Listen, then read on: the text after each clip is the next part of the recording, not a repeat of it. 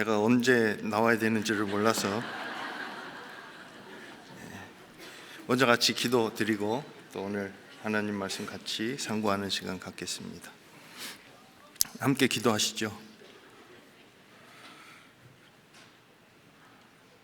언제나 저희를 사랑하시는 거룩하시고 자비로우신 우리 아버지 하나님, 구원해 주신 크신 은혜 진정으로 감사드립니다. 또한 주님의 몸된 교회 가운데 거하게 하시고 주의 말씀으로 양육하시고 인도하심을 믿고 또한 감사드립니다. 주님 앞에 서는 그날까지 주의 말씀 위에 저희의 행보를 굳게 세워주시고 또 저희에게 맡겨주신 복음 전하는 사명을 온전히 감당할 수 있도록 주의 능력과 주의 사랑으로 더욱 힘입혀 주시고 또 항상 주님을 의지하고 또 주님만 바라보고 주의 말씀만 따라가는 저희들 될 수 있게 저희의 삶 가운데 친히 역사해 주시고 도와주시기를 간절히 기도드립니다. 오늘 또 함께 모여서 이렇게 거룩한 교제를 나눌 수 있게 해주셔서 또한 감사드립니다. 말씀 앞에 모인 우리 각 사람들을 일일이 굽어 살펴 주시고 각 가정에 각 사람에게 필요한 모든 것들을 주의 은혜로 채워주시기를 또한 간구드립니다. 또 한 마음으로 복음을 위해 수고하는 저희들 될 수 있도록 도와주시옵고 특별히 마지막 때를 살고 있는 저희들에게 주의 말씀을 더욱 깨달아 알게 하시고 또 주님 오시는 그날을 더욱 바라보며 소망 가운데 하루하루 기쁨과 감사함으로 살아갈 수 있도록 도와주시옵소서. 오늘 저희들 함께 모여 교제하는 가운데 저희에게 말씀하시고자 하는 하나님의 뜻이 저희 마음판에 기록되어지고 그리고 저희의 삶 속에서 하나님의 영광으로 나타날 수 있도록 친히 역사하여 주시기를 또한 간구드립니다. 오늘 교제의 시종을 온전히 주 성령님께만 의탁합니다.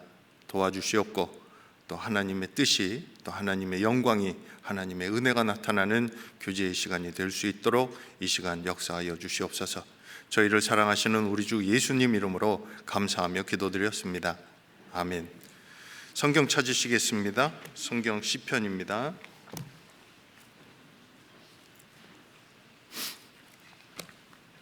시편 37편을 찾으시겠습니다.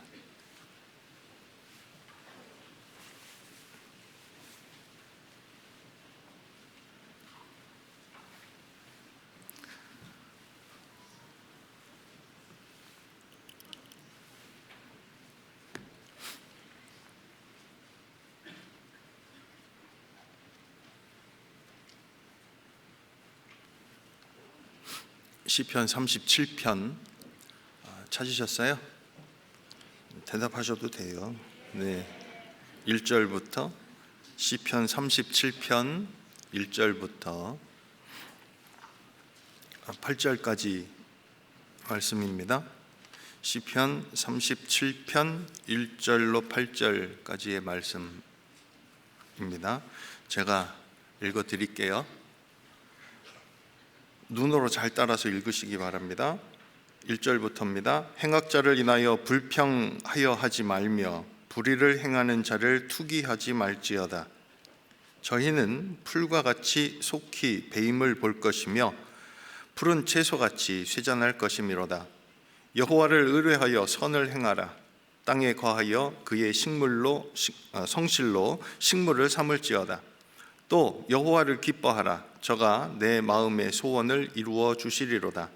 너희의 길을 여호와께 맡기라. 저를 의지하면 저가 이루시고 내 의를 빛같이 나타내시며 내 공의를 정오의 빛같이 하시리로다. 여호와 앞에 잠잠하고 참아 기다리라. 자기 길이 형통하며 악한 꾀를 이루는 자를 인하여 불평하여 말지어다. 분을 그치고 노를 버리라. 불평하여 말라. 행하게 치우칠 뿐이라. 여기까지입니다. 오늘은 지금 같이 읽으신 이 시편 37편 말씀을 중심으로 해서 하나님을 의지하는 삶이 무엇인지에 대해서 좀 살펴보려고 합니다.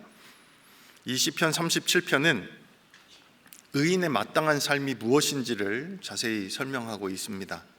여러 가지 내용을 말씀하고 계시는데 그 중에 우리가 익히 잘 알고 있습니다.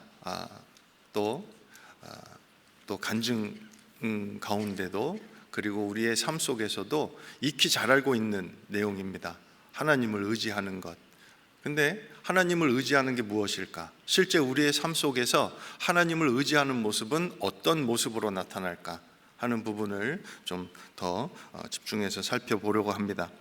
구원받기 전에는 우리는 각 사람의 자기의 생각대로, 그리고 자기의 방식대로 살아왔습니다. 구원받기 전에는 하나님을 의지하는 것은 알 수도 없었고 할 수도 없었던 것이 하나님을 의지하는 것이다 생각합니다. 그런데 구원받고 나서 우리의 삶 속에, 구원받은 이후에 우리의 삶 속에 하루하루 점점 더 알아가게 되는 것이 단 한순간도 하나님을 의지하지 않고는 살 수 없다는 거예요.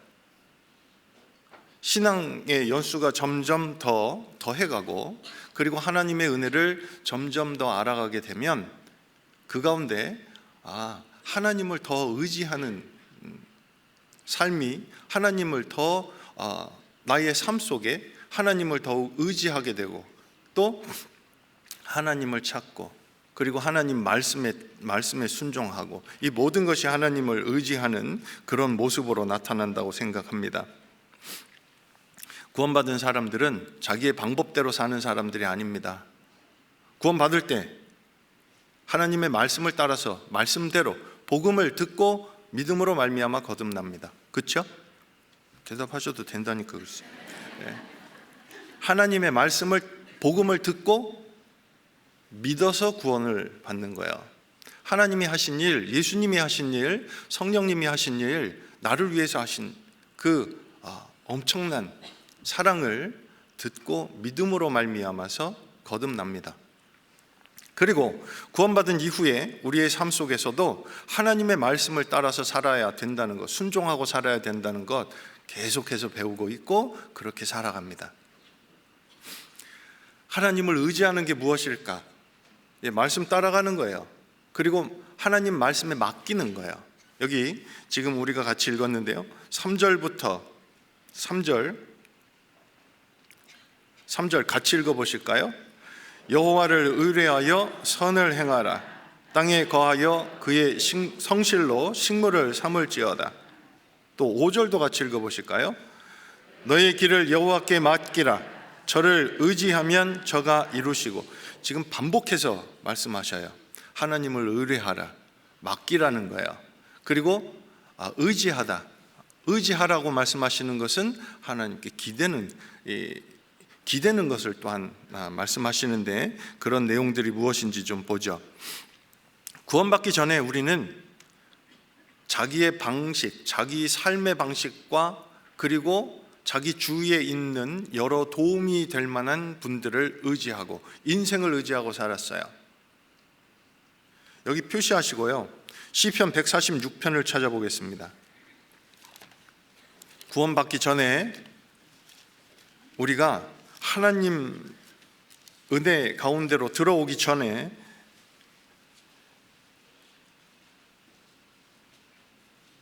우리가 의지했던 것이 이런 것들이죠. 시편 146편 3절 4절 또 같이 읽어보실까요? 방백들을 의지하지 말며 도울 힘이 없는 인생도 의지하지 말지니 그 호흡이 끊어지면 흙으로 돌아가서 당일에 그 도모가 소멸하리로다. 성경은 분명히 말씀하십니다. 방백들도 의지하지 말라고. 그리고 또 뭐도요? 도울 힘이 없는 인생도 의지하지 말라고요. 이사야서 2장에도 너희는 인생을 의지하지 말라고 말씀하십니다. 사람을 믿고, 그리고 혈육으로 그 권력을 삼는 사람들, 우리가 그랬어요. 구원받기 전에. 그런데 구원받은 이후에 예수 그리스도로 말미암아서 우리에게 베풀어 주신 그 놀라운 사랑과 은혜가 무엇인지, 그리고 또 하나님의 은혜 가운데 살면서 은혜 위에 더해 주시는 은혜를 더욱 알아가면서, 여기 5절이 우리의 삶이 되지 않습니까? 5절도 같이 읽어보시죠. 야곱의 하나님으로 자기 도움을 삼으며 여호와 자기 하나님에게 그 소망을 두는 자는 복이 있도다. 구원받은 사람의 모습은, 삶의 모습은 야곱의 하나님으로 자기 도움을 삼아요.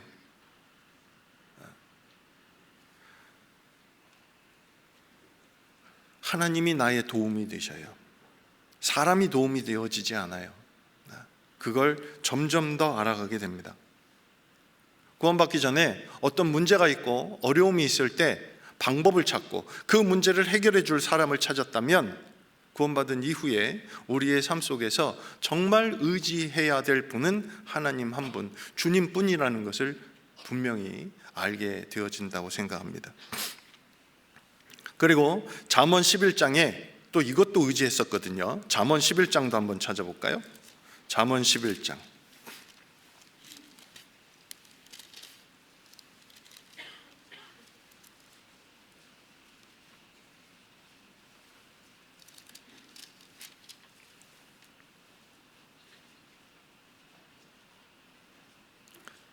잠언 11장 28절입니다.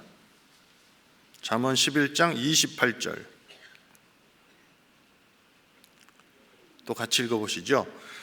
자기의 재물을 의지하는 자는 패망하려니와 의인은 푸른 잎사귀 같아서 번성하리라. 자기의 재물을 의지하는 자, 안전하다고요? 아니요. 패망하려니와, 자기의 재물, 자기의 소유를 따라서 그것을 의지하고 살았고, 이 말씀이 여기만 있는 게 아닙니다. 여러 군데 나오는데 다 찾을 수가 없어서 한 곳만 찾은 겁니다. 그리고 잠언 3장에는 자기의 명철을 의지하지 말라고도 말씀하셔요. 또 찾아보죠. 잠언이니까 3장.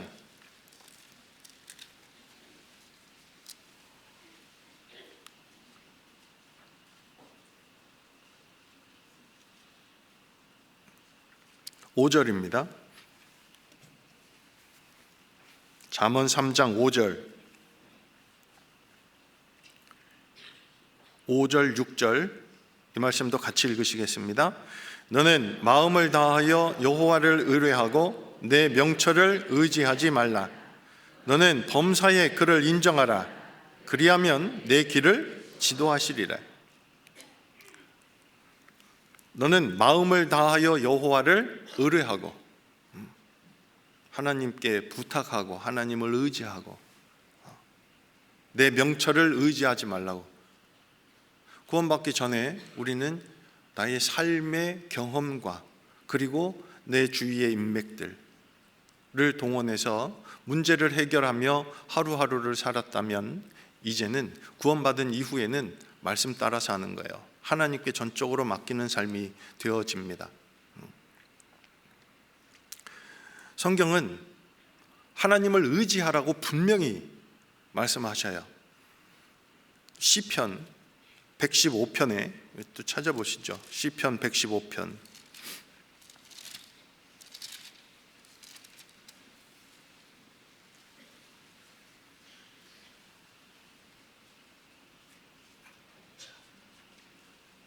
(9절부터입니다) 시편 115편 9절,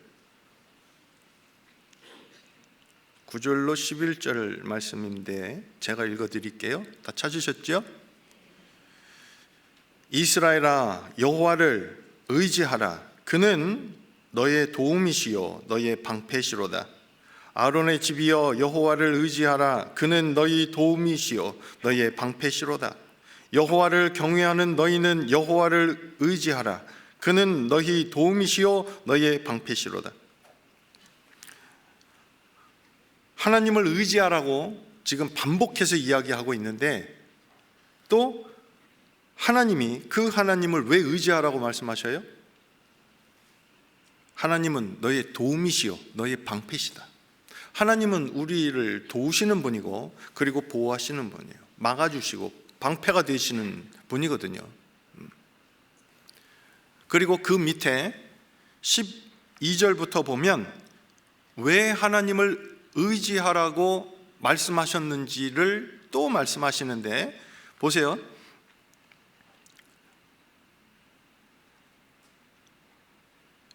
9절은 이스라엘아 여호와를 의지하라고 말씀하셨잖아요. 12절에 여호와께서 우리를 생각하사 무엇을 주신대요? 복을 주시되. 하나님을 의지하라고 말씀하신 것은 하나님이 주시는 복과 연결이 되어 있어요. 다시 보시죠. 12절 여호와께서 우리를 생각하사 복을 주시되 이스라엘 집에도 복을 주시고 아론의 집에도 복을 주시며 대소무론하고 여호와를 경외하는 자에게 복을 주시리로다. 하나님이 우리에게 주시려고 하는 건 영광입니다. 복을 주시려고 하는 거예요. 근데 어떤 사람이 복을 받아요? 하나님을 전적으로 의지하는 사람.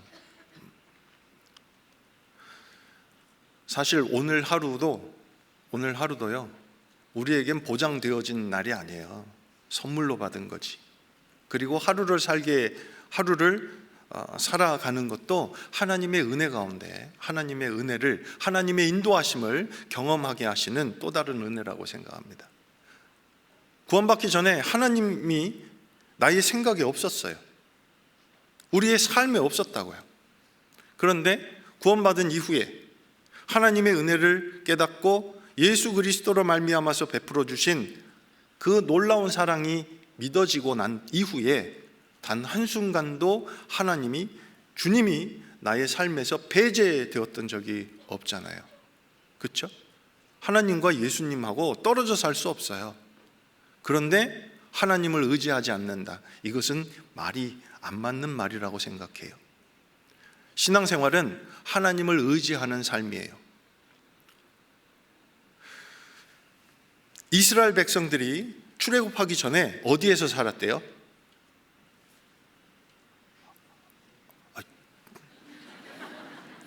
저를 당황케 하시는데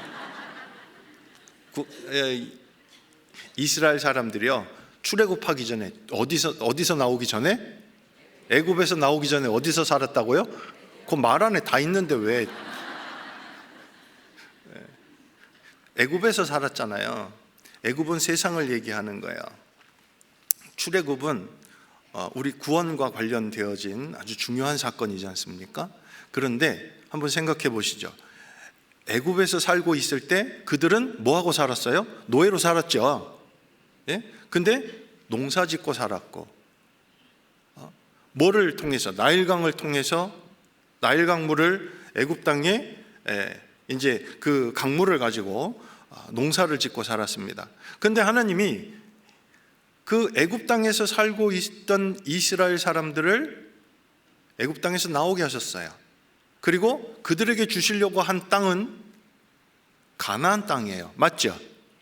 애굽 땅과 가나안 땅을 비교만 해봐도 어린 양의 피를 통과하고 홍해 바다를 건넌 이후에 그들의 삶이 자기의 노력을 가지고 살 수 없는 것이라는 걸 그들이 가나안 땅에 들어가기 전에 그 여정에서부터 그리고 가나안 땅에 들어가서도 계속 반복해서 이스라엘 백성들을 교훈하고 그들 마음을 일깨우셨던 것을 볼 수 있습니다. 그와 마찬가지로 우리의 삶도 마찬가지예요.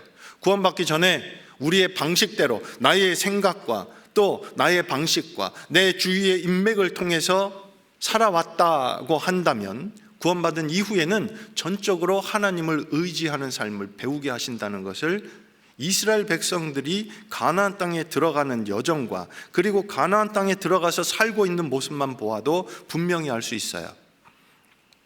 신명기 11장을 찾아보죠. 신명기 11장.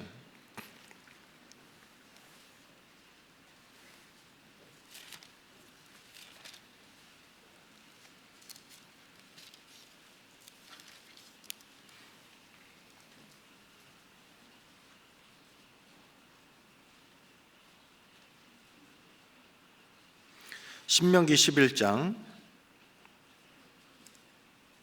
10절부터 12절까지입니다.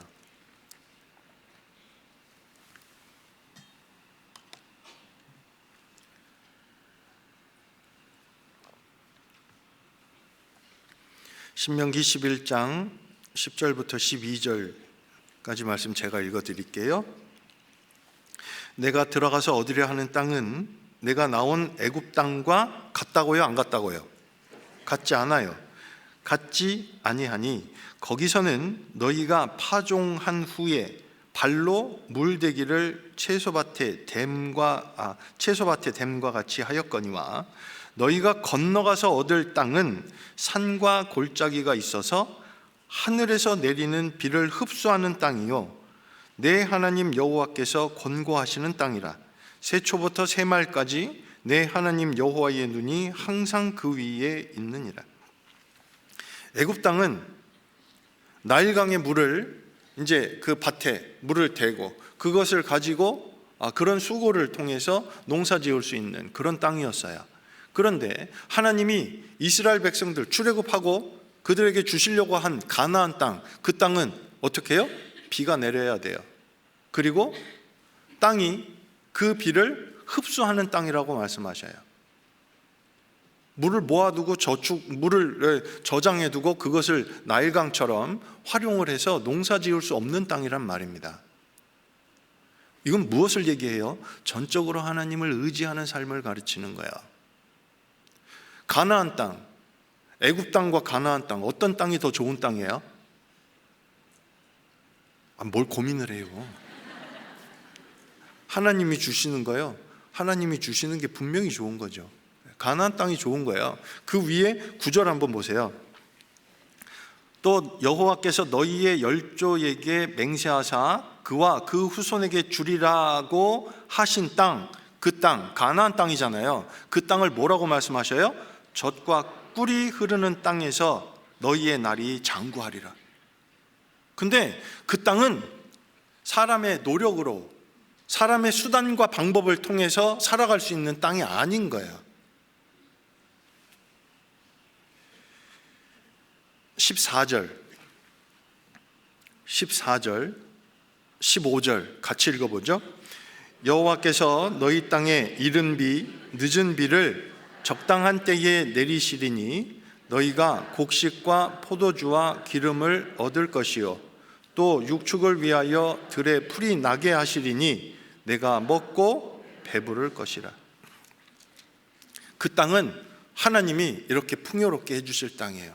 그런데 언제 그렇게 해주셔요? 이거 중요해요. 13절 제가 읽을게요. 내가 오늘날 너희에게 명하는 나의 명령을 너희가 만일 청종하고 너희의 하나님 여호와를 사랑하여 마음을 다하고 성품을 다하여 섬기면, 가나안 땅에서의 삶은, 그 삶은 전적으로 하나님을 의지하는 삶이 되어져야 되는 땅이에요. 그런데 하나님을 의지하는 것과 무엇이 연결이 되어 있어요? 하나님을 마음을 다해서 섬기는 것과 연결이 되어 있습니다.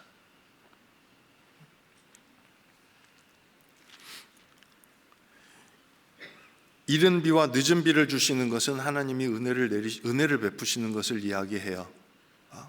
농사 지을 수 있도록 땅이 바짝 말라 있는 그때에 이른 비를 내려서 또 하나님이 그 땅을 촉촉하게, 그리고 경작할 수 있도록, 씨를 심고 파종할 수 있도록 하나님이 은혜를 베푸시고, 그리고 또 추수할 때가 되면 또 그에 따라서 햇빛도 주시고 비도 내리셔서 또 풍성한 수확을 거둘 수 있도록 하나님이 은혜를 베푸시는 것을 이야기하십니다. 우리의 삶이 그렇습니다. 구원받은 이후에 우리의 삶 속에요, 우리의 삶 속에서 하나님이 베푸신 것, 하나님 베푸신 은혜들을 가만히 생각해 보면 하나님을 전적으로 의지하고 살게 하신 것을, 또 하나님 베푸신 은혜 속에 감사하며 살 수 있게 매일매일 정말 엄청난 은혜를 베풀어 주시는 것을 알 수 있어요. 출애굽한 이후에 이스라엘 백성들이요, 광야에서 뭐 먹고 살았대요? 대답하셔도 돼요. 네. 뭐 먹고 살았대요? 만나. 네? 아니, 갖고 온 식량 며칠 만에 다 동났고, 갖고 나온 물도 금방 동났어요. 그렇죠? 광야에서 하나님이 만나를 내려주셨고, 그리고 반석에서 나는 물로 그들을 먹이셨어요. 그들의 삶 속에 부족한 게 있었어요? 없었어요. 부족한 게 없었거든요. 하나님이 베풀어 주신 놀라운 은혜 속에 하루하루 그들은 하나님의 은혜를 맛보며 살았습니다. 전적으로 하나님을 의지하는 삶을 살게 하신 거예요. 신명기 8장 찾아보죠. 그 앞에 있으니까.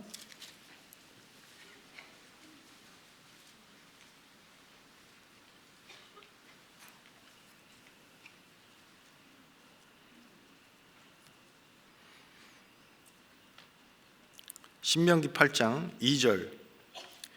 내 하나님 여호와께서 이 40년 동안에 너로 광야의 길을 걷게 하신 것을 기억하라.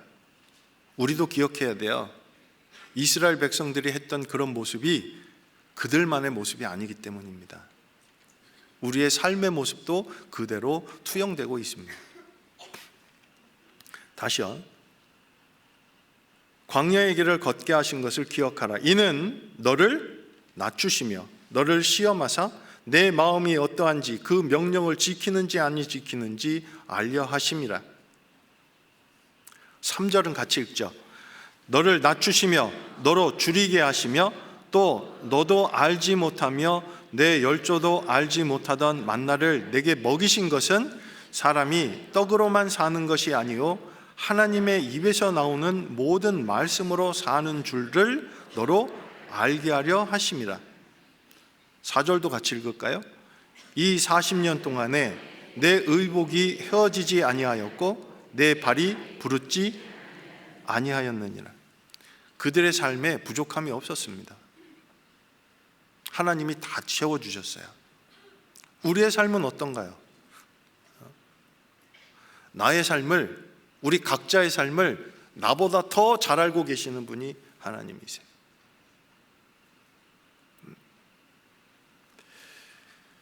광야 생활 중에 이스라엘 백성들에게 만나와 또 메추라기 그리고 반석에서 나는 물을 먹이시고 그들을 인도하신 것, 그리고 구름 기둥과 불 기둥으로 그들을 보호하시고 인도하신 그 모습은 전적으로 어린 양의 피를 통과하고 홍해의 바다를 통과한 이후에 전적으로 하나님을 의지하는 법을 배우게 하신 거예요.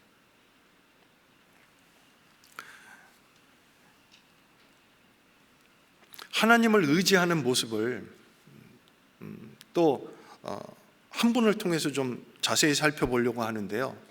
구약시대의 대선지자이고 그리고 이스라엘이 가장 타락했던 시대의 선지자였던 엘리야의 모습을 통해서 좀 살펴보려고 합니다. 엘리야는요, 엘리야 그러면 생각나시는 거 있죠? 네, 뭐가 생각나셔요? 850대 1. 네, 바알 선지자와 이 아세라 선지자 850명과 갈멜산에서 전투하잖아요. 그게 열왕기상 18장의 내용이고, 엘리야는 열왕기상 17장에 갑자기 등장합니다. 한번 찾아보실까요? 열왕기상 17장부터 잠깐 보시죠.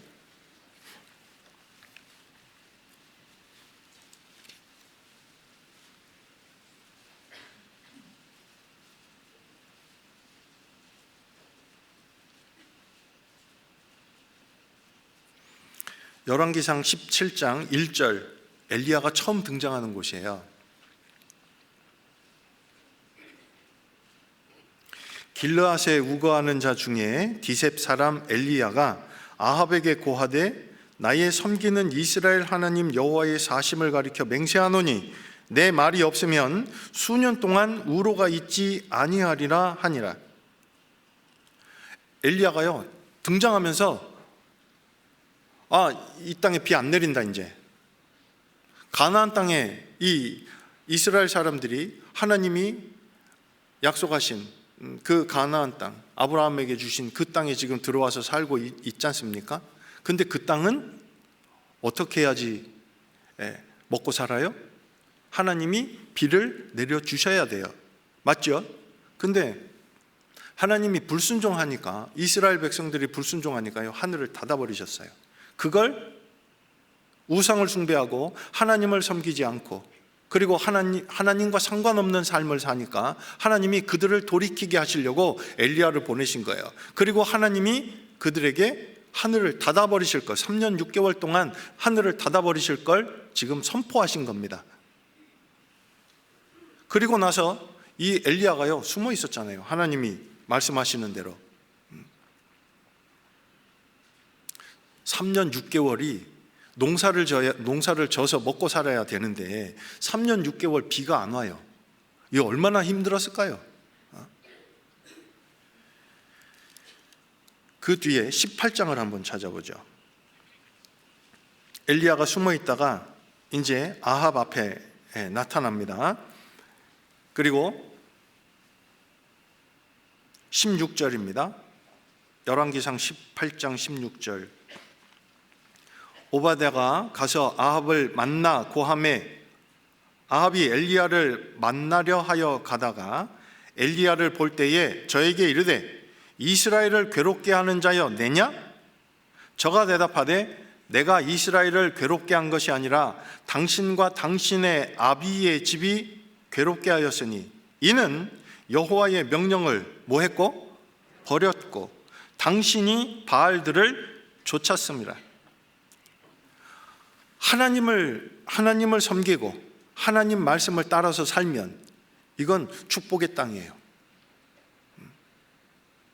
그런데 아합 시대에 이스라엘이요 가장 타락했던 시기거든요. 하나님이 그들을 돌이키게 하시려고 하늘을 닫아버리신 거예요. 근데 아합은요 무슨 생각해요? 엘리야가 저주해가지고 그래서 하늘이 닫히고, 하나님이 없어요 그 마음에. 왜요? 그 마음속에 우상이 가득 들어있으니까. 가만히 보면 하나님을 의지하고 살아야 될 사람이 다른 것을 찾고, 구원받기 전에 우리가 그랬잖아요. 근데 구원받은 후에도 하나님을 의지하고 하나님 말씀을 따라서 그 말씀에 순종하고 하나님 말씀에 자기를 맡기고 살아가는 게 의지하는 모습일 텐데, 그것보다는 다른 방식을 찾고 있고 여전히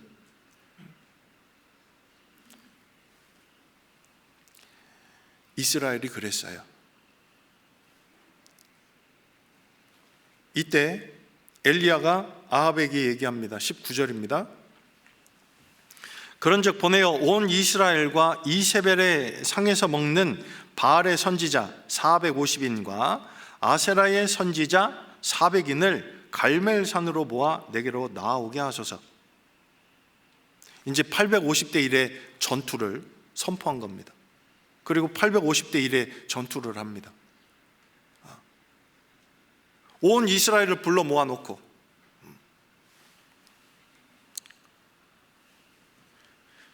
이스라엘 백성들에게 여기 20절에 아합이 이에 이스라엘 모든 자손에게로 보내어 선지자들을 갈멜산으로 모으니라. 엘리야가 모든 백성에게 가까이 나아가 이르되 너희가 어느 때까지 두 사이에서 머뭇머뭇하려느냐? 여호와가 만일 하나님이면 그를 좇고 바알이 만일 하나님이면 그를 좇을지니라 하니 백성이 한 말도 대답지 아니하는지라. 이스라엘 백성들 마음에 하나님이 없었어요.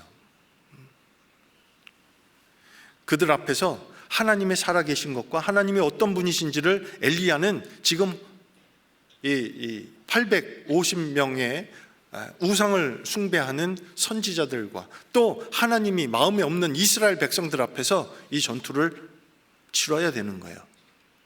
근데 이 전투를 엘리야가요 어떻게 임했고 어떻게 치루어냈는지 한번 보죠. 그 뒤에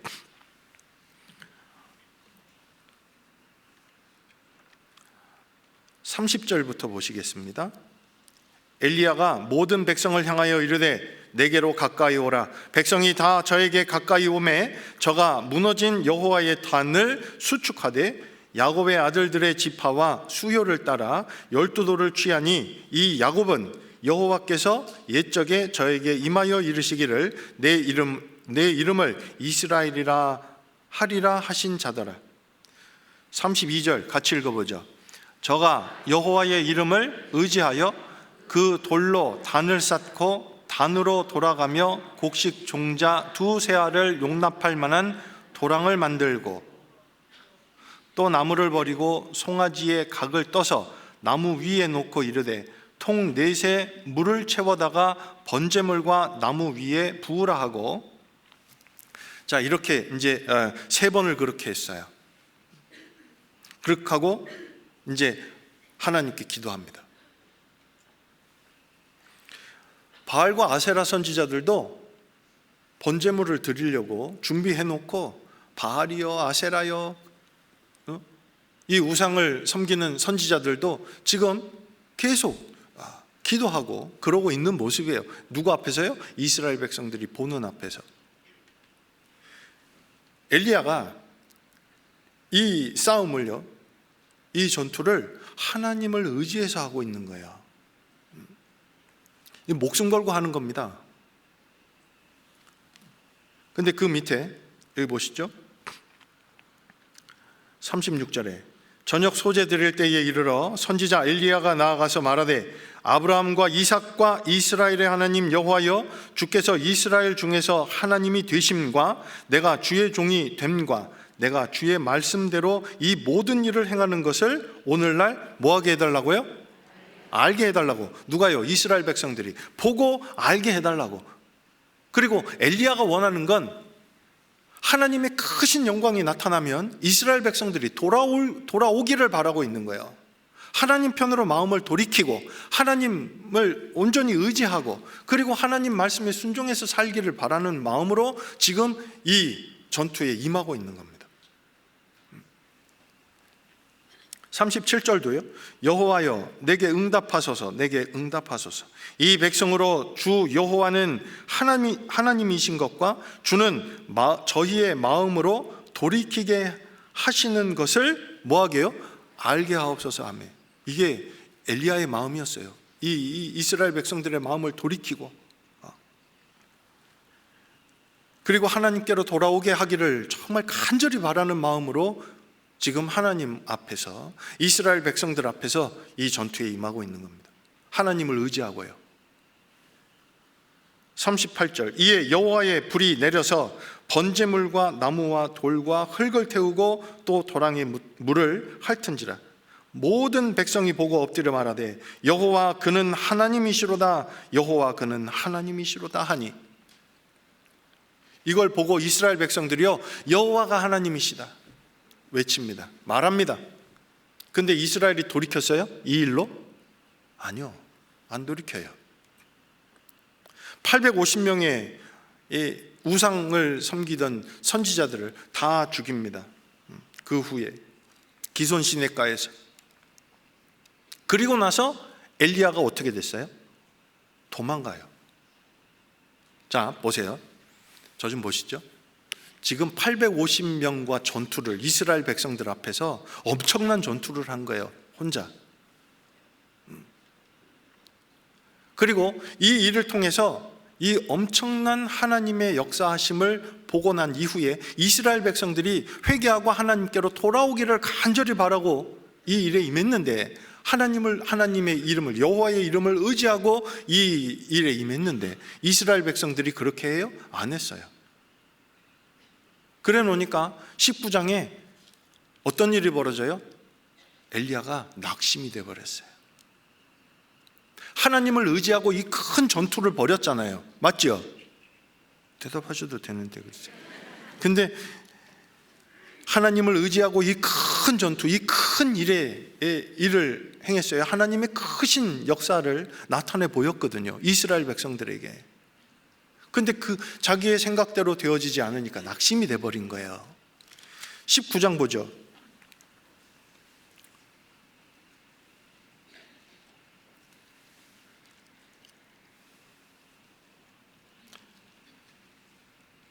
(1절부터) 보시면 아합이 엘리야의 무릇 행한 일과 그가 어떻게 모든 선지자를 칼로 죽인 것을 이세벨에게 고하니, 이세벨이 열왕기상 18장에 갈멜산 전투의 그 현장에 없었거든요.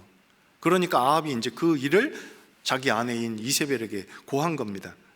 그랬더니 2절에 이세벨이 사자를 엘리야에게 보내어 이르되 내가 내일 이맘때에는 정녕 내 생명으로 저 사람들 중 한 사람의 생명 갖게 하리라 하니, 아니하면 신들이 내게 벌 위에 벌을 내림이 마땅하니라 한지라. 저가 이 형편을 보고 일어나 그 생명을 위하여 도망하여 유다에 속한 브엘세바에 이르러 자기의 사환을 그곳에 머물게 하고 스스로 광야로 들어가 하룻길쯤 행하고 한 로뎀 나무 아래 앉아서 뭐를 구해요? 죽기를 구하여 가로되 여호와여 넉넉하오니 지금 내 생명을 취하옵소서. 나는 내 열조보다 낫지 못하니이다 하고. 자, 조금 전에 갈멜산에서 엄청난 전투를 벌였고 하나님의 크신 영광을 나타냈던 이 담대하게 그 일에 임했던 이 엘리야가 지금 완전히 낭망하고 낙심해가지고 지금 하나님께 구하고 있습니다. 뭘 구하고 있어요? 죽기를 구해요. 조금 전과 너무 달라졌죠.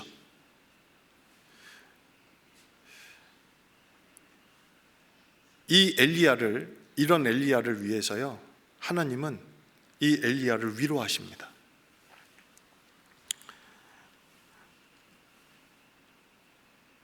천사를 보내서 또 그를 위로하시고, 그리고 또 호렙산으로 또 가게 하시고, 그 길에 쇠진할까봐 또 그 길을 잘 갈 수 있도록 먹을 것도 주시고 위로해 주시고 힘을 주시고, 호렙산에 가서 또 하나님을 만날 수 있게 하나님이 위로하고 힘을 주셔요. 근데 오늘 제가 꼭 말씀드리고 싶은 것이 그 호렙산에서의 일이에요.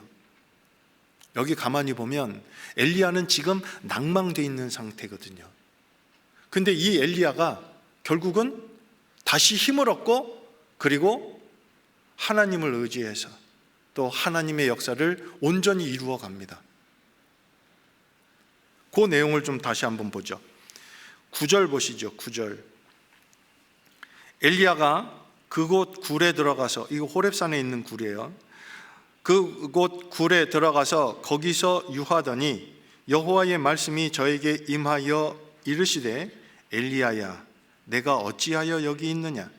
저가 대답하되 내가 만군의 하나님 여호와를 위하여 열심히 특심하오니 이는 이스라엘 자손이 주의 언약을 버리고 주의 단을 헐며 칼로 주의 선지자들을 죽였음이오며 오직 나만 남았거늘 저희가 내 생명을 찾아 취하려 하나이다.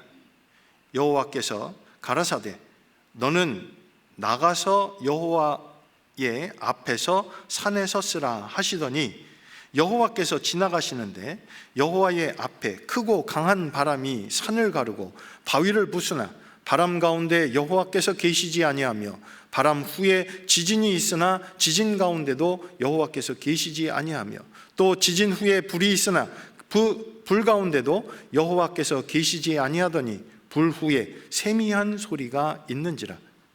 엘리야가 듣고 겉옷으로 얼굴을 가리우고 나가 굴 어귀에 섬에 소리가 있어 저에게 임하여 가라사대 엘리야야 내가 어찌하여 여기 있느냐.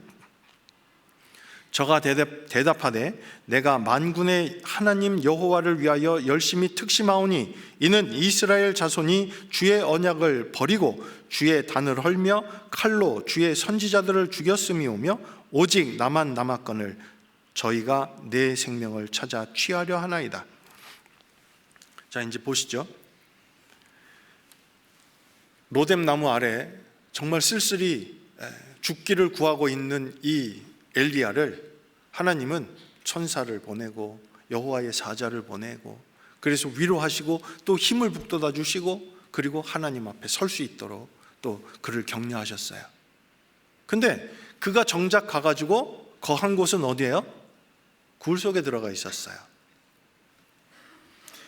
9절에 엘리야가 그곳 굴에 들어가 거기서 유하더니, 하나님이 엘리야에게 처음 말씀하시죠.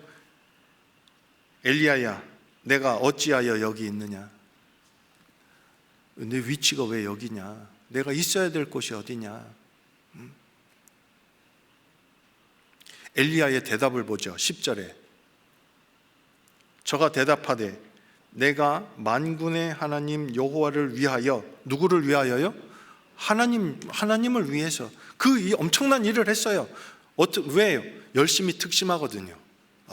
열심히 특심하오니 이는 이스라엘 자손이 주의 언약을 버리고 주의 단을 헐며 칼로 주의 선지자들을 죽였음이오며, 엘리야는 자기만 남았다고 생각하죠. 오직 나만 남았거늘.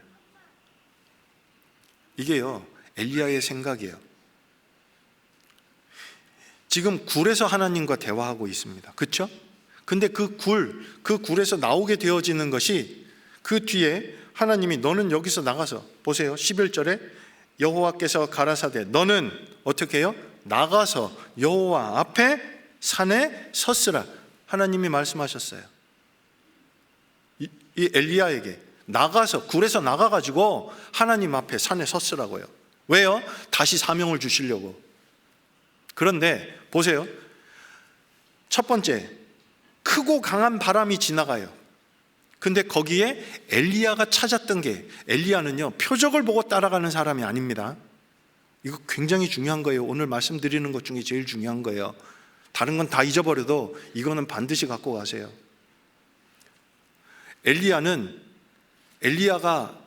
찾고 있는 게 뭔가 보세요. 다시요, 11절 중반부부터 여호와께서 지나가시는데 여호와의 앞에 크고 강한 바람이 산을 가르고 바위를 부수나 바람 가운데 누가요?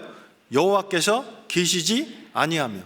엘리야의 마음은 하나님께로 가 있다고요. 하나님이 계시냐 안 계시냐, 표적이 중요한 게 아니에요. 네? 이적이 나타나고 막 강한 바람이 불어가지고 바위가 부서지고 막 그게 중요한 게 아니에요. 하나님이 거기 안 계시는데 엘리야 마음은 거기가 있다고요. 그리고 두 번째, 바람 후에 지진이 있으나 지진 가운데에도 누가 안 계셔요? 여호와께서 안 계셔요. 그러니까 안 따라가는 거예요. 12절에 또 지진 후에 불이 있으나 불 가운데도 여호와께서 계시지 아니하더니, 근데 그 후에, 불 후에 세미한 소리, 이 소리가요 원래 의미가 음성이라는 단어예요. 세미한 음성이 있었어요. 크고 강한 바람이 막 불었어요. 바위가 깨지고 막, 그리고 강한 지진이 있었고, 그리고 불이 지나가고. 엘리야 눈에 근데 그게 보였는데도 거기에 하나님이 계시지 않았다고요. 근데 세미한 음성으로 말씀하시는 그 소리를 듣고, 보세요 13절, 제가 읽어드리는 단어에만 동그라미 쳐보실래요? 13절에 듣고 나가. 하나님이 11절에 너는 나가서 여호와 앞에 산에 섰으라고 말씀하시잖아요. 근데 그 말씀에 순종하는 순서가 뭐예요? 듣고 나가서 섰어요. 이 굴은요 자기 생각입니다. 우리가 구원받기 전에 우리가 의지했던 게 이거였어요. 자기 생각을 의지하고 살았어요. 자기의 방법과 자기의 수단을 통해서 그걸 의지하고 살았던 사람들이에요. 구원받은 이후에도 우리의 삶 속에 어려움이 있으면 아직도 그 습성이 남아서, 그 습관이 남아서 어떤 때는 하나님 말씀을 좇는 것보다 자기의 방식을 구하고 자기의 방식대로, 자기의 방법대로 문제를 해결해 보려고 하는 것이 있지 않은가요? 엘리야는 우리에게 이 어려운 상황 속에서도 엘리야의 삶을 통해 하나님은 우리를 교훈하신다고 생각합니다. 굴 속에 들어박혀요. 어려운 일이 있고 그러면요, 나는 안 돼, 나는 이래서 이래. 하나님 그거 보라고 우리에게 그런 상황을 허락하신 게 아니에요. 그 상황 속에서 찾아야 되는 건 뭐라고요? 세미한 음성 가운데 말씀하시는 하나님의 말씀을 찾아야 되고, 하나님이 계시냐 안 계시냐, 그 세미한 음성 속에서 하나님이 계신 걸 알았어요. 그리고 자기 생각에서 나옵니다. 엘리야의 생각은 뭔데요? 나는 열심히 특심해요. 그런데 하나님 보세요. 11절에요. 10절에 뭐라고 얘기해요? 나는 열심히 특심해요. 근데 하나님의 선지자가 오직 누구만 남았다고요? 이게 자기만 남았대잖아요. 거기 보세요.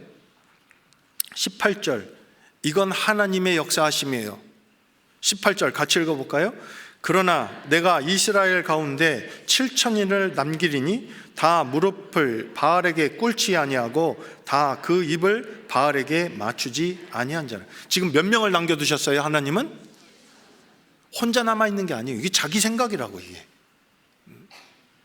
자기 생각 속에 틀어박혀서, 하나님은 왜 내게 이렇게, 하나님 계획이 있습니다. 하나님이 인도하시고 하나님의 역사를 나타내시려고 하나님 계획하신 게 있거든요. 그거 따라가는 거예요. 그거 따라가는데 시작은 뭐예요? 세미한 음성으로 따라가는 겁니다. 하나님의 말씀을 따라가는 겁니다. 많은 우리의 삶 속에 나타나는 그런 표적들, 그런 것을 구하는 게 아니라 하나님 말씀 따라가는 거예요. 그게 하나님을 의지하는 삶의 모습이에요. 하나님의 계획은 아합 집안을 완전히 멸망시키실 계획을 하고 있잖아요. 그래서 15절부터 18절까지 하나님의 계획에 대해서 이 엘리야에게 말씀하십니다. 그리고 엘리야가 그 뒤에 자기 제자가 자기 뒤에 그 일을 감당할 수 있는 제자를, 엘리사를 세우지 않습니까? 그 엘리사를 통해서 이 일들이 이루어집니다. 오늘 꼭 기억하셔야 될 건, 우리는요 어떤 어려움이 있으면 자꾸 어떤 굴 속으로 들어가려고 하고, 자기 생각 속으로 들어가려고 하고, 예전에 해왔던 그 방식을 찾으려고 하고, 하나님 그거 버리라고요.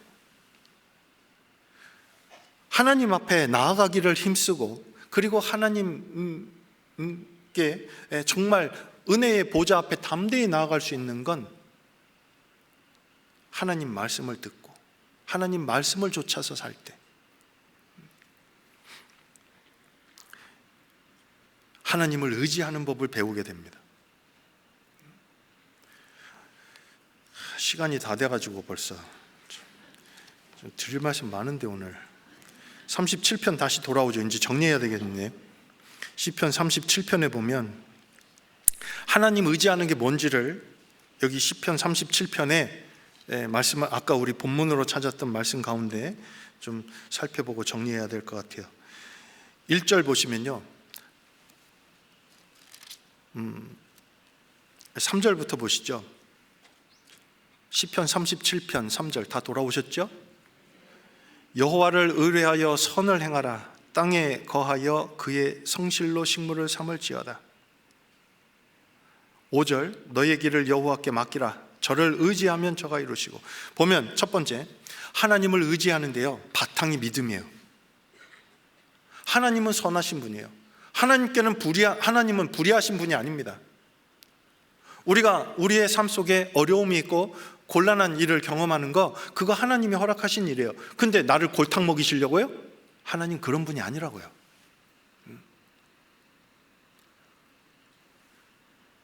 하나님은 그 아들 예수 그리스도로 말미암아서 내게 모든 것을 허락해 주셨어요. 예수 그리스도를 통해서 하신 그 일이 믿어졌을 때, 생각해 보세요. 구원받기 전에 우리는 하나님의 원수였어요. 진노의 자녀였어요. 그런데 그런 나를 위해서 하나님이 사람의 몸을 입고 이 땅에 오셔서 나의 죄를 단번에 영원히 대속해 주셨어요. 예수님 피로. 그게 믿어졌을 때 예수 그리스도 안에서 모든 것을 누리게 하셨습니다.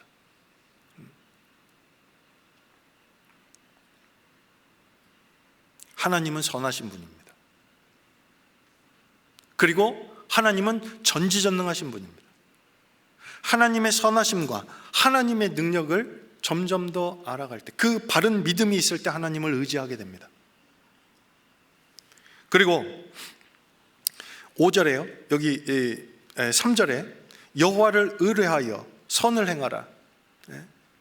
하나님 말씀을 따라서 하나님 말씀에 순종하고 사는 게 선이에요. 맞죠? 불순종하는 게 악이에요. 하나님 말씀에 순종하고 하나님 말씀을 따라서 살고, 그리고 땅에 거하여 그의 성실로 뭐를 삼으라고요? 식물을 삼아라. 매일 먹으라는 거예요. 하나님은 성실하신 분입니다. 우리에게 약속하신 그 약속을 이행하시기에 성실하신 분입니다. 하나님은 인생이 아니십니다. 시건치 않으시고 변개치 않으시는 하나님, 그 약속을 믿고 살아갑니다. 그게 하나님을 의지하는 거예요. 그래서 좀 쉽게 말씀드리면, 우리가 계획하고 기도하고 구하고 있는 그 어떤 일들이 지금 내 생각과 다르게 전개되어진다고 해서 그게 끝이 아니라고요.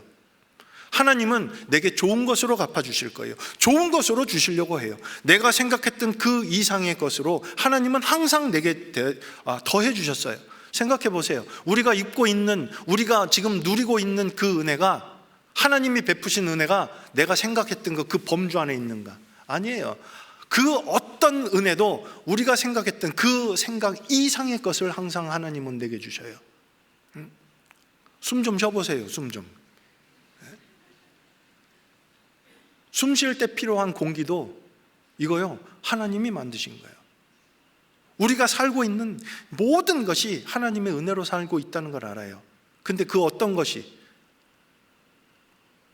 내 생각, 우리가 다 이해하고 내 생각 안에, 나의 생각의 범주 안에 있는 게 있던가요? 아니요. 그 이상의 것을 주십니다. 항상. 하나님을 의지한다고 하는 것은 결과를 하나님께 맡기는 거예요. 내가 생각했던 결과가 이게 아니야. 이게 지금 끝이 아니라고요. 지금 과정을 지나가고 있는 거예요.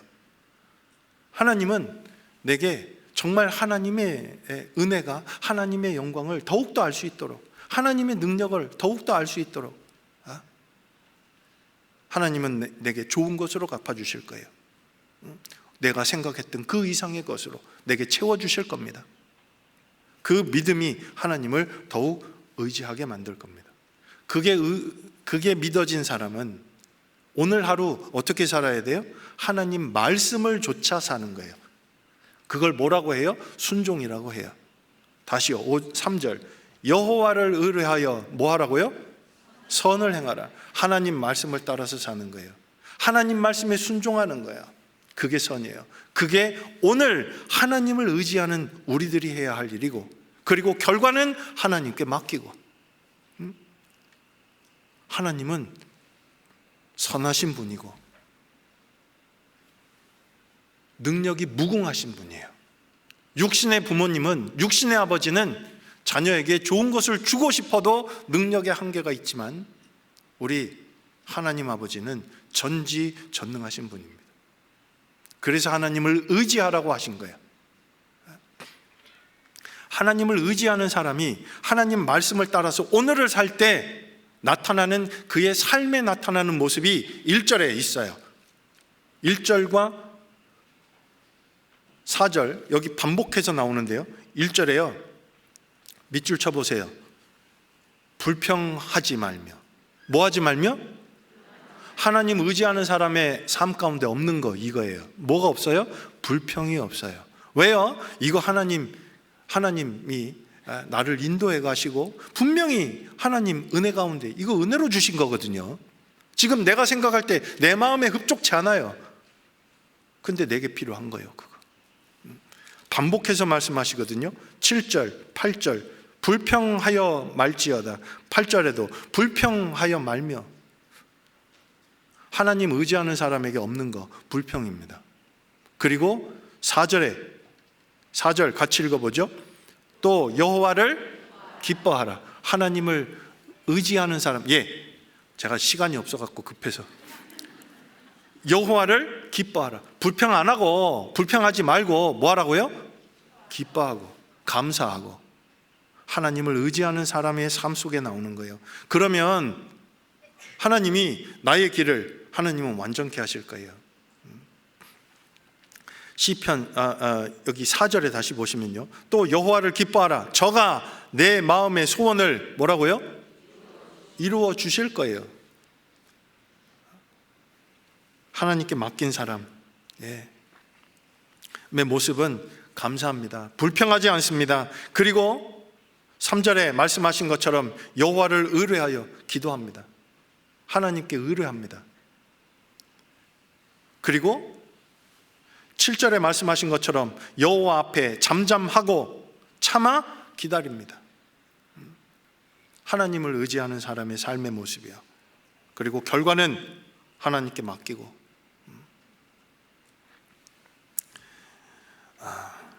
우리가 그렇게 살면요, 우리 주위에 있는 사람들에게도, 자, 저 좀 보시죠. 이제 한 구절만 딱 더 찾고 끝낼게요. 우리는 구원받은 그리스도인은 그리스도를 증거하는 사람들이에요. 맞죠? 우리의 삶을 통해서, 우리의 말뿐만이 아니라 우리의 우리의 모든 삶을 통해서 예수 그리스도를 증거하는 하나님의 사람들입니다. 그리스도의 증인들입니다. 맞지요? 우리가 하나님을 의지하고 살게 되어지면 우리 주위에 있는 사람들도 하나님을 두려워함으로 하나님을 의지하는 사람으로 살게 될 거예요. 그리고 시편 40편입니다. 그 뒤에 있으니까 찾아보죠.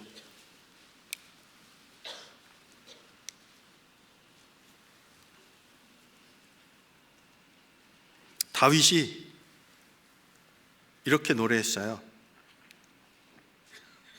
3절 같이 읽어보죠. 새 노래 곧 우리 하나님께 올릴 찬송을 내 입에 두셨으니 많은 사람이 보고 두려워하여 여호와를 의지하리로다. 다윗의 삶이 그랬어요. 다윗의 삶이 하나님을 두려워하고 하나님을 섬기는 그 삶을 통해서 주위에 있는 사람들이 하나님을 또 의지하는 사람으로 살게 됩니다. 진짜 좋은 친구는 어떤 분이 진짜 좋은 친구일까요? 구원받은 이후에요, 우리가요, 믿음 안에서, 그리스도 안에서 정말 좋은 친구들을 많이 두고 있어요. 믿음의 친구들을. 이 친구들을 통해서 하나님은 하나님을 더 의지하는 것을 배우게 하셔요. 우리 주위에 아직 이루어져 있는 영혼들, 그분들에게도 하나님 의지하는 것을 보여주어야 하고, 우리의 삶을 통해서. 그리고 또 믿음의 친구들, 같은 믿음을 가진 믿음의 동역자들, 그 안에도 우리가 이런 모습을 보여야 되거든요. 진짜 하나만 더 찾을게요. 사무엘상 한 곳, 마지막입니다. 사무엘상 23장을 찾아보죠.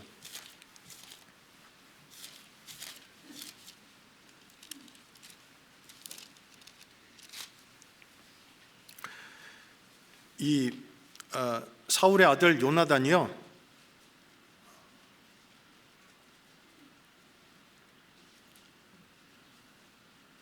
요나단은 다윗의 아주 훌륭한 친구잖아요. 믿음의 친구예요. 나이 차는 굉장히 많이 납니다. 그런데 이 요나단은요, 다윗을 죽이면 자기가 왕이 될 수도 있는 사람이에요. 근데 그거 관심이 없어요. 왜요? 하나님이 다윗을 왕으로 세운 걸 알거든요. 하나님의 뜻이 어떠하다는 걸 알아요. 그래서 이제 황무지로 도망가 있을 그 당시에 다윗을 위로하고 격려하는데 어떻게 했냐면, 한 구절만 더 볼게요. 15절, 사무엘상 23장 15절 제가 읽어드릴게요. 다윗이 사울의 자기 생명을 찾으려고 나온 것을 보았으므로 그가 십황무지 수풀에 있었더니 16절 같이 읽어보죠. 사울의 아들 요나단이 일어나 수풀에 들어가서 다윗에게 이르러 그로 하나님을 힘있게 의지하게 하였는데, 곧 요나단이 그에게 이르기를 두려워 말라. 내 부친 사울의 손이 내게 미치지 못할 것이요 너는 이스라엘 왕이 되고 나는 내 다음이 될 것을 내 부친 사울도 안다 하니라. 두 사람이 여호와 앞에서 언약하고 다윗은 수풀에 거하고 요나단은 자기 집으로 돌아가니라. 이후에 살아서는 못 만나요. 이게 마지막 만남이에요, 둘 사이에. 그런데 여기 요나단은 자기가 하나님이 다윗을 왕으로 세우신 거 알잖아요. 하나님의 뜻이 어디에 있는지 알아요. 지금 위기에 처해 있고 어려운 가운데 처해 있는 다윗을 어떻게 해요? 위로해요. 근데 위로하고 격려하는데 중요한 게 거기 있어요. 누구를 의지하게 해요? 그리스도인은, 저 좀 보세요. 그리스도인은 우리의 삶을 통해서 예수 그리스도를 다른 사람들이 보게 하는 사람들이에요. 우리를 통해서 하나님의 은혜가 무엇인지, 예수 그리스도를 통해서 베풀어 주신 그 놀라운 은혜와 영광과 축복이 무엇인지를 보여주는 사람들이, 우리에게 집중하게 하는 사람들이 아니라고요. 그리스도에게 집중하게 하는 사람들이에요.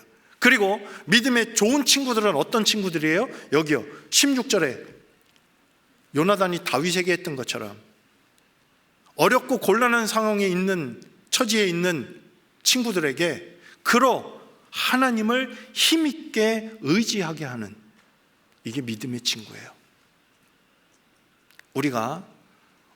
우리 남은 생이 먼저 하나님을 의지하는 법을 더 배우고, 그리고 우리의 삶을 통해서 우리 주위에 아직 이뤄져 있는 영혼들이 하나님을 의지하는, 두려움으로 하나님을 의지하는 법을 배우게 하고, 그리고 우리 주위에 있는 믿음의 동역자들, 우리의 친구들도 하나님을 더욱 여기 힘있게 의지하게 했다고. 그죠? 그게 우리의 남은 생이 되었으면 좋겠어요. 오늘은 여기까지 말씀드리겠습니다. 같이 기도하시죠. 우리를 사랑하시는 자비로우신 아버지 하나님, 우리의 삶 속에서 하나님을 더욱 힘있게 의지할 수 있도록 또 도와주시고,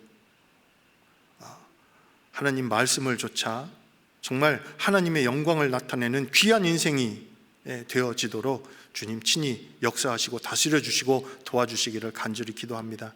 하나님을 더욱 의지하는 법을 배우고 그 하나님을 의지하는 삶을 더욱더 온전히 살아갈 수 있도록 도와주시고 인도해 주시옵소서. 오늘 남은 시간도 하나님의 은혜만이 더욱 나타나는 교제의 시간이 될 수 있도록 인도하여 주시고 함께해 주시옵소서. 저희를 사랑하시는 우리 주 예수님 이름으로 감사하며 기도드렸습니다.